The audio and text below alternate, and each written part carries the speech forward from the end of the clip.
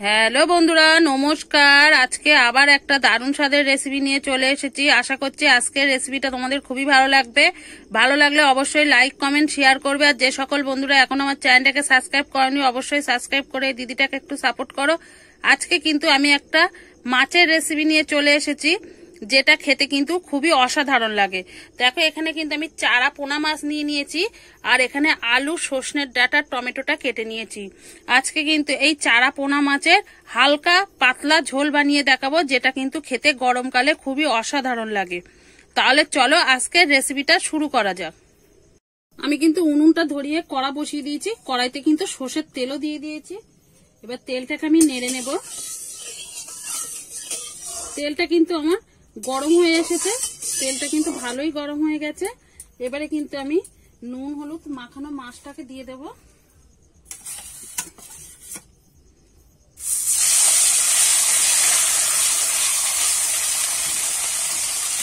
এখানে কিন্তু আমি মাছগুলো গোটা নিয়েছি, তোমরা চাইলে কিন্তু কেটে ছোট করে নিতে পারো।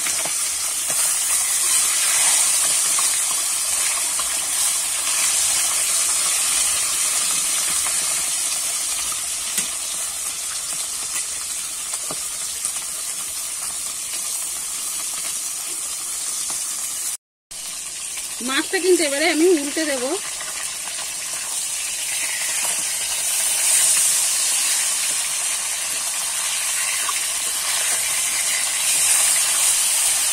আমি এরকম উল্টে পাল্টে কিন্তু মাছটা আমি ভালো করে ভেজে নেব।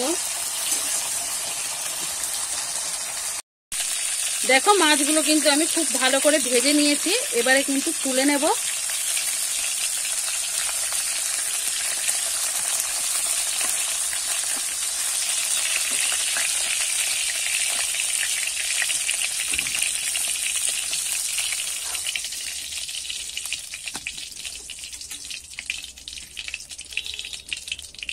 ওই তেলেতেই কিন্তু আমি বড়িগুলো ভেজে নেব।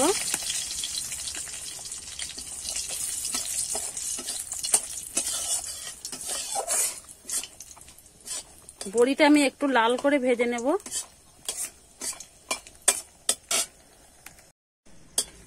বড়িটাও কিন্তু আমার লাল লাল করে ভাজা হয়ে গেছে, এবারে তুলে নেব।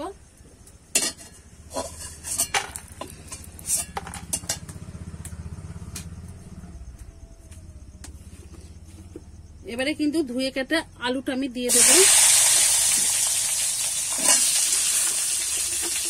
ডাঁটাটাও আমি দিয়ে দেব। নিয়ে একটু নাড়াচাড়া করে ভেজে নেব।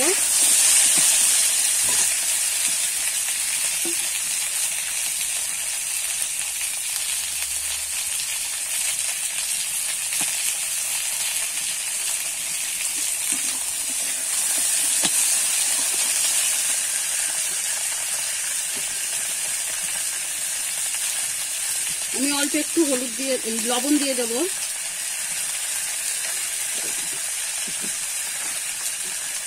হলুদ আর লবণটা দিয়ে কিন্তু আমি একটু নেড়ে চেড়ে নেব।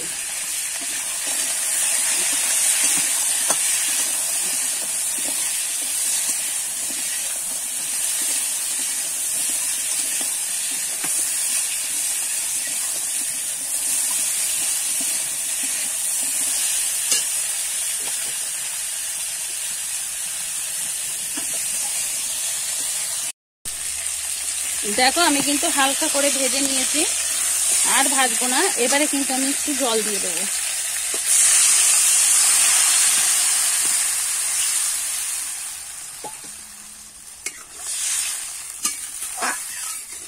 এবারে ডাঁটা আর আলুটাকে কিন্তু আমি ভালো করে সিদ্ধ করে নেব।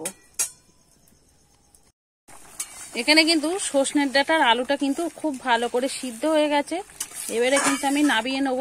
আর এখানে তো আমি সর্ষের ডাঁটা আর আলু দিয়ে কিন্তু এই মাছের ঝোলটা করছি, চারাপোনা মাছের ঝোলটা। তোমরা চাইলে কিন্তু এখানে অন্য কোনো সবজিও দিতে পারো। এবারে কিন্তু আমি ঝোলটাকে নামিয়ে নেব। কড়াইটা কিন্তু আমি পরিষ্কার করে বসিয়ে দিয়েছি। এবারে দিয়ে দেবো তেল।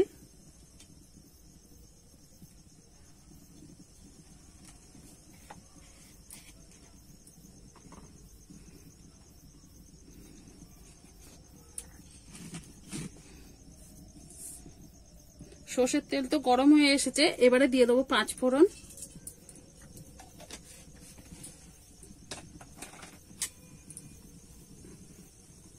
ফোড়নটা আমি একটু ভালো করে ভেজে নেব।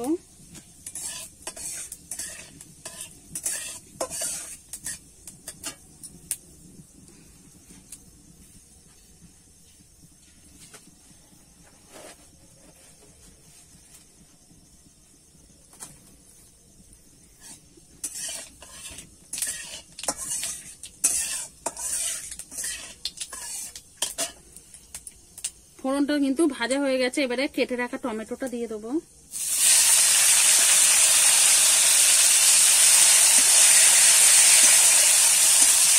টমেটোটা আমি একটু নেড়ে চেড়ে ভাজা ভাজা করে নেব।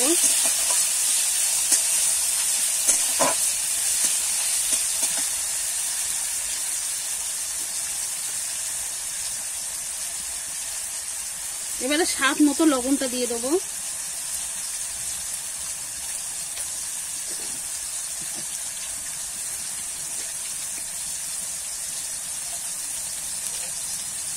দিয়ে দেবো হলুদ গুঁড়ো।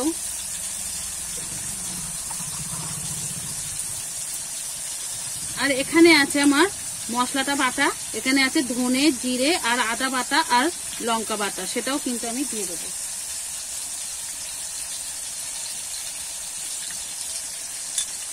দিয়ে কিন্তু এবার নেড়ে চেড়ে একটু মশলাটাকে কষিয়ে নেব।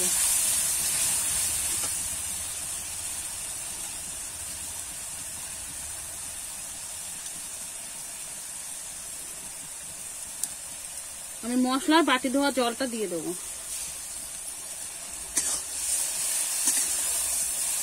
এবারে ভালো করে আমি মশলাটা কষিয়ে নেব। দেখো আমি কিন্তু মশলাটাকে খুব ভালো করে কষিয়ে নিয়েছি, ওপর থেকে কিন্তু তেল ছেড়ে দিচ্ছে। আর কষাবো না তোমরা, আমি কিন্তু এখানে শুকনো লঙ্কার গুঁড়ো দিয়ে কিন্তু মাছের ঝোলটা বানিয়েছি। তোমরা চাইলে কিন্তু এখানে কাঁচা লঙ্কাটা দিয়েও করতে পারো, সেটাও কিন্তু খেতে ভালো লাগবে। দেখো মশলার কালারটা কিন্তু খুব সুন্দর এসেছে। এবারে কিন্তু আমি ঝোলটাকে দিয়ে দেবো।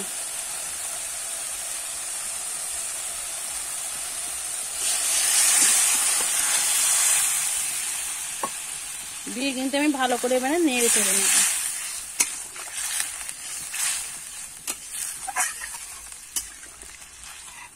এবারে ঝোলটা আমি ভালো করে ফুটিয়ে নেব। দেখো ঝোলটা কিন্তু খুব ভালো করে ফুটে গেছে, এবারে একটু নেড়ে দেব। এবারে ভেজে রাখা মাছগুলো কিন্তু আমি দিয়ে দেবো।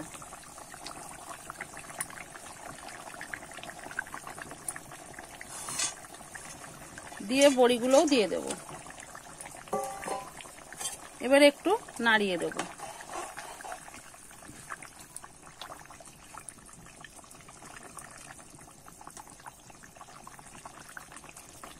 আমি কিন্তু মাছটা দিয়ে খুব বেশিক্ষণ কিন্তু ঝোলটাকে ফুটাবো না। দেখো আমার মাছের ঝোলটা কিন্তু হয়ে গেছে, এবারে একটু নাড়িয়ে চাড়িয়ে নাবিয়ে নেব। আর ফুটাবো না, দেখো এরকমই কিন্তু হালকা পাতলা ঝোলটা নাবিয়ে নেব।